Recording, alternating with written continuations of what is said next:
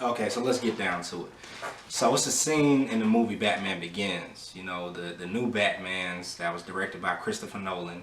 In this movie Batman Begins, it was actually the first time that we saw Bruce Wayne and his story, the beginning of Batman. So Bruce Wayne in this scene was sitting inside of a jail cell. He was sitting inside of a prison. It was some type of camp, holding cell, whatever. It was in another country though, a foreign country, and he was sitting around inside of his jail cell. And what happened is the guy that would later on become his teacher appeared inside of the jail cell, and he was like, "What are you doing in a jail cell, man? Why are you locked up right now with criminals in a foreign country? You Bruce Wayne, I know who you are. You're a billionaire.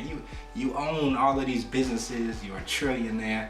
Old money. Your family got money. Your pops had money." So this is what he says. He was like, "What are you doing?" Bruce Wayne was like, "Man, I'm trying to figure things out. I'm trying to pretty much, like fight these criminals. So I gotta learn these criminals, and I'm becoming a part of the criminal underground so I could start fighting this criminal." And Ra's al Ghul was like, "Alright, okay, nah. Really what you're doing, all you're doing is becoming a vigilante." He said, "All you're doing is pretty much trying to fight a problem as a man, and you're just going to become a vigilante. They're going to treat you like a vigilante."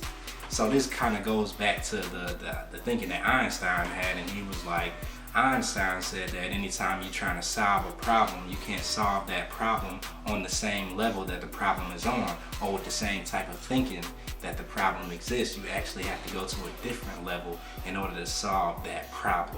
Which leads me to the fact what Ra's al Ghul was actually trying to teach Bruce Wayne was that he had to become a symbol. He had to become a representative. He said that what you have to do is actually become more than a man. You have to become an idea. You have to represent something that's bigger than yourself. Represent something that's larger than your limitations. You have to symbolize whatever you're trying to accomplish. You have to symbolize it as more than just a man, because a man can be limited. A woman can be limited. They can be stopped. They can be, killed. They can die over. An idea, it can't be stopped. It transcends times and all the limitations and difficulties that we go through as human beings on Earth. What's happening with you is you need to start figuring out what is your expression, what is your representation, what is your signature.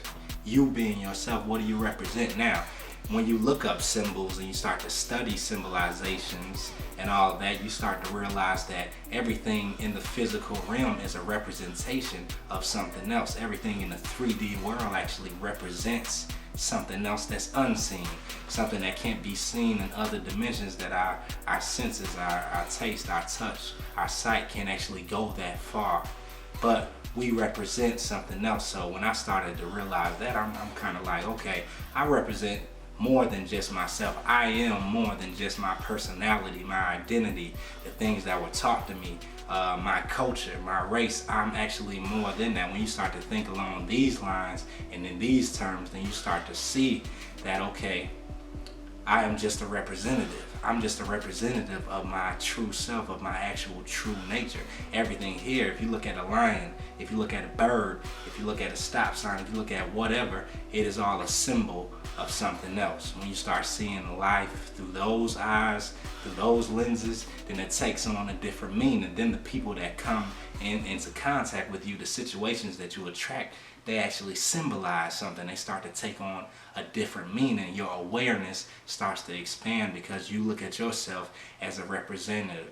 Now, what you have to do is understand what you represent. People ask you all the time, what is your why? What motivates you? What is your purpose? This is what it is. It is your highest representation, because you represent something that can't be seen, something that's an idea, something that is intangible, something that is greater than just you. Now, if you take on this world as you just being you and not a representation of something else, then what happens? You start to get limited as a man.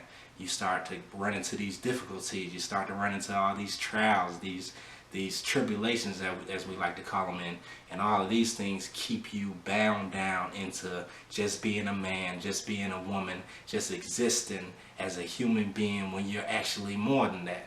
Now, we can go deeper into this, but I'm going to stop it right here, let you just think about that.